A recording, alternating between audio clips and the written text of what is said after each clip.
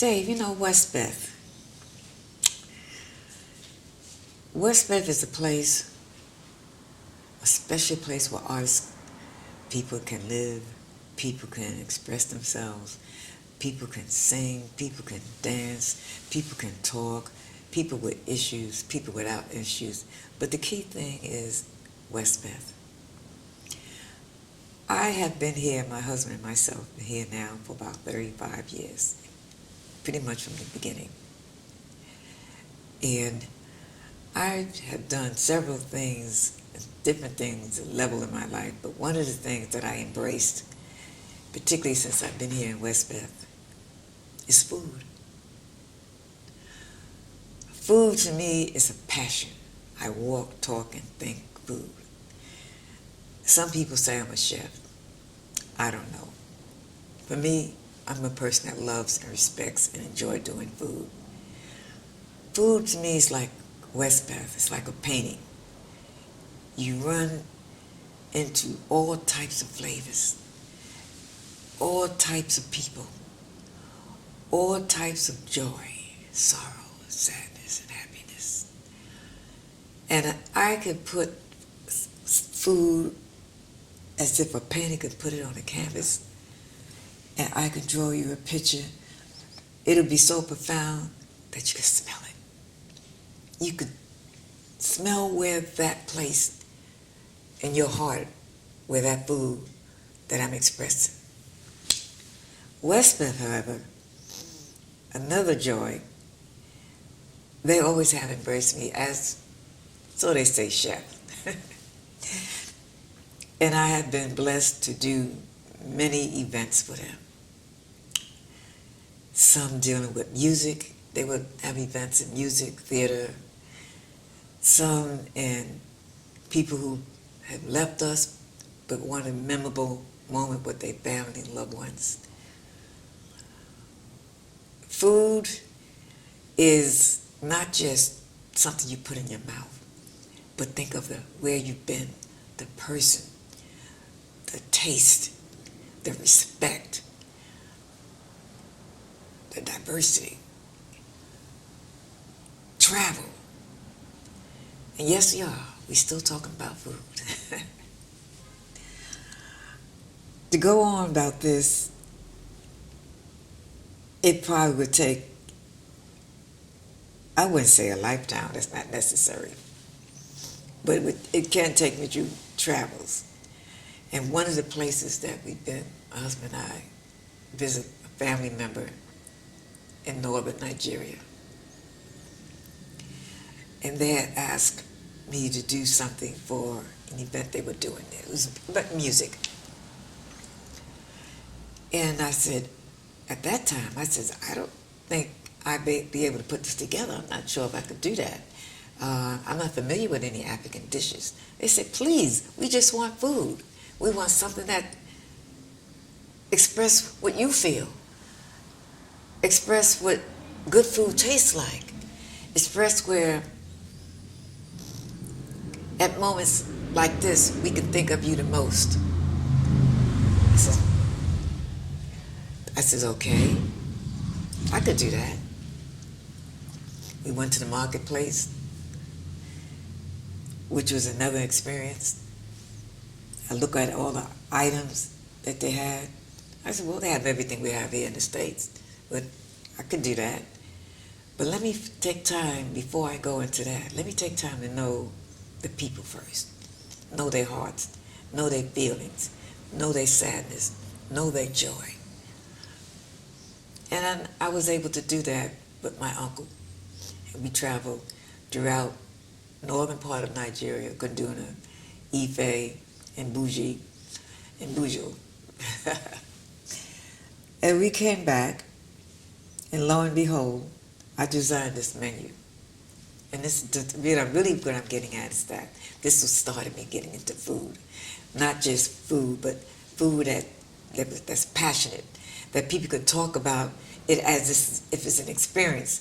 The same thing an artist would talk about his or her painting, or a dancer would talk about their dance and would convey that emotion that they have. So that's where I start putting food at a different level. Not so much the Sunday afternoon or guests are coming or a wedding, but something that you could feel and smell, as I said a moment ago. And I did put something together. One of the implements was groundnut.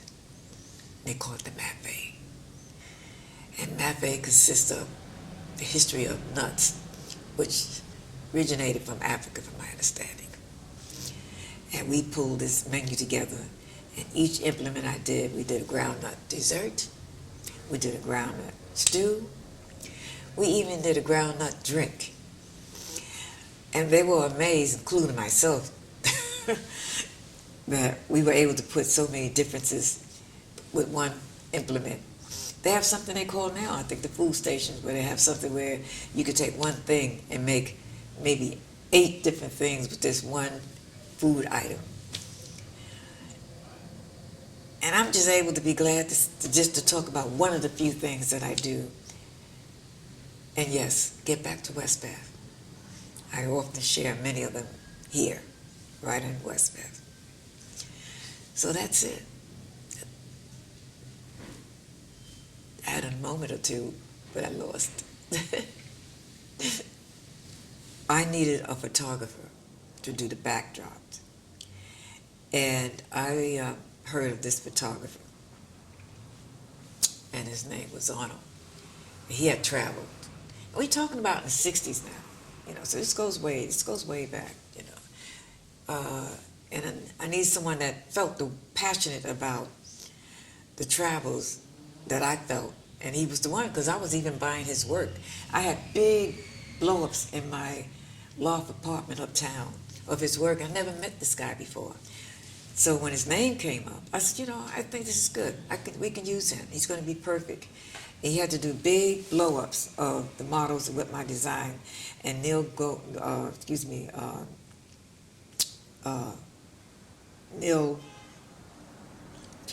just slipped now. Neil, I can't think of his name, I just slipped. But anyway, he needed to be able for me to talk, and each backdrop was synchronizing what I was saying based on the outfits. When I finally met this photographer, we had both been to the same places. And I said, I know your work. He said, well, where? I said, I've been buying your work for years. I had no idea it was your work. And it was the interesting part was that we was friends for years after that. And then we bumped into each other again, and we worked in another project. And while we was doing this third project, I believe, yes, this third project, I'm trying to still think of the person's name, so I'm missing it.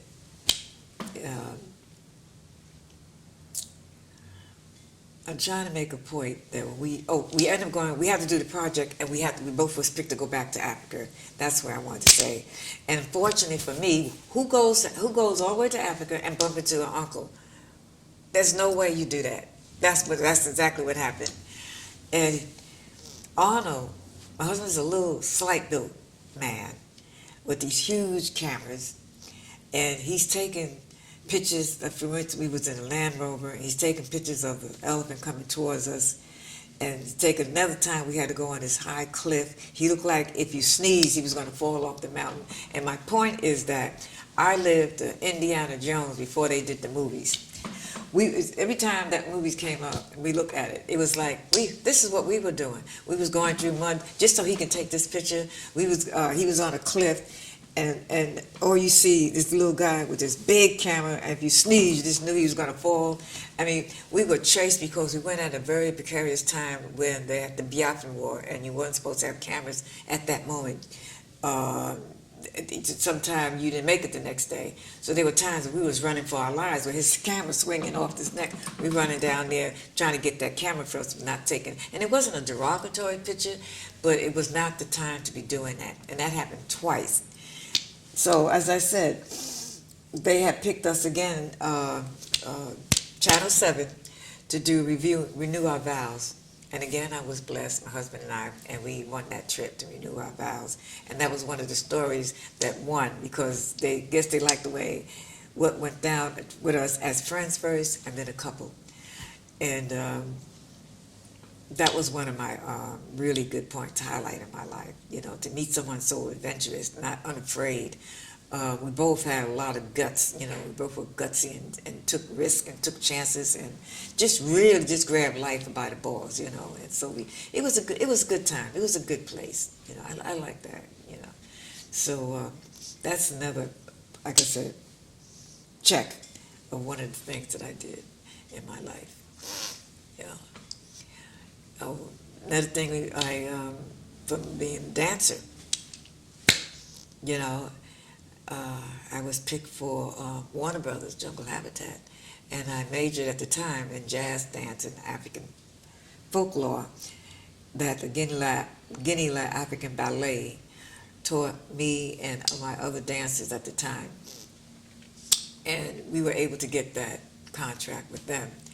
Authentic dancing. It was around the time when you did Chuck Davis, Alatunje, but I think I had an edge on because I was doing those costumes, and and that was like really a broad point of knowing that when the people come in or the guests come in and they was able to see a show, I had the fire eaters, I had 6 drummers from Guinea, Senegal, and Mali, and that was another exciting thing. I got a chance to do ride on the elephants, camels, for them to do.